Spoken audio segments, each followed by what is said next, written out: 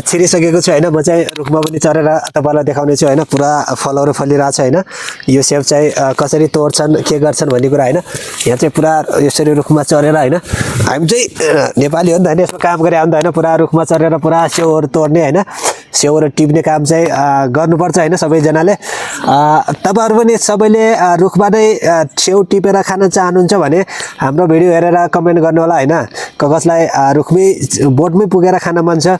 तपाईहरुलाई चाहिँ मैले यहाँ ल्याएर रुखमै आफै नै हातले टिपेर खाने सिस्टममा मिलाउँछु हैन पुरा रुखहरुमा पुरा सेउ फलिरहेछ यो सेउ चाहिँ अब 2 महिना पछाडी चाहिँ तल चण्डीगढतिर हामीले किनेर खान्छौं नि त्यो चाहिँ यहीबार गएको सेउ हैन तपाईहरुलाई जसलाई सेउ खान मन लाग्छ नि हैन रुखबाटै टिपेर हैन ताजा ताजा खान मन लाग्छ भने मेरो भिडियोमा कमेन्ट गर्नु होला तपाईलाई चाहिँ म रुखमै ल्याएर बोटमै ल्याएर पुरा आफ्नै हातले टिपाएर खुवाउने छु त्यही हो हेर्नुस् सेउ चाहिँ पुरा फलिरहेछ बगैँचामा हैन जता हेर्नुस् हैन तलतिर माथितिर पुरा जता त्यो हेर सेउै सेउ छ हैन अब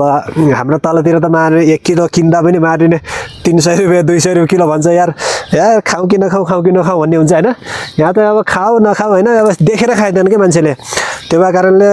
तपाईहरुलाई पनि कोही कसैलाई जब तल सिटीमा बस्नुहुन्छ पहाडतिर बस्ने मान्छेलाई त सबैलाई थाहा भएकै कुरा हैन तल सिटीमा बस्नेहरुले जसलाई खान मन लाग्छ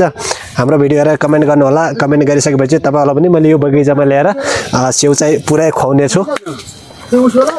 अनि हाम्रो टिम छ यता हैन हाम्रो टिम उता हाम्रो भिनाजुहरु हुनुहुन्छ भिनाजु कस्तो भइराछ त आज यताको बगैँचा टुर गरिरहनु भएको छ यता सेउहरु पुरा बोटभरि पुरा लटरमा फलिरहेछन् अनि कस्तो फिल आइराछ त आज मस्त फिल आइराछ अनि तल चण्डीगढबाट यहाँ आउनुभयो यहाँ आइसकेपछि पुरा सेउ छन् हैन 1 किलो किन्दाखेरि पनि 300 रुपैयाँ 250 रुपैयाँ अनि 400 रुपैयाँ किलो भन्दा भन्छ यहाँ त पुरा त्यतिकै छन् त यार छन् के गर्ने भाउजोबारी सक्छ हाम्रो के लाग्छ के हो र आफ्नो भाइ हुन्थ्यो आज मैले खाने जस्तो भयो खाने पाकेको जस्तो भयो त हामीले अलिअलि त चोरेर पनि लगिसक्थ्यो चोरेरै गोदाम हालेर लगिदिन्थ्यो अब बोटमा यत्रो बगैँचामा आइयाछ उनीलाई चाहिँ 1-2 महिनामा आउने खानको लागि चाहिँ अझै पाकेको छैनन् अब खाम भने आज मैले खानालाई खाने जस्तो भएको छैनन् हैन भक्कर दबाई हालेछ त्यो कारणले अब यो पाक्दाखेरि फेरि आउँछौं पाक्दाखेरि आएपछि चाहिँ पुरा तपाईहरुले बारे टिपेर आउने चेबे साथीहरु हामीसँग सम्पर्क गर्न होला यही लिएर सेउको बुटामा बाँधेर मजाले खुवाइन्छ जसले सेउ रुखमै गएर खान्छु भन्ने सोचाइ छ नि तपाईहरुले हाम्रो भिडियो हेर्नुस् भिडियो हेरेर यो कहाँ पाइन्छ भनेर कमेन्ट गर्नु होला तपाईलाई नेक्स्ट टाइम चाहिँ यहाँ लिएर आउने जिम्मा मेरो भयो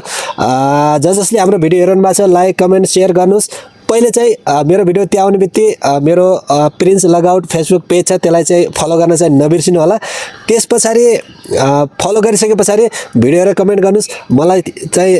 रुखमै गएर सेउ खान मन छ भन्नु कमेन्ट आयो भने तपाईलाई चाहिँ यहाँ ल्याउने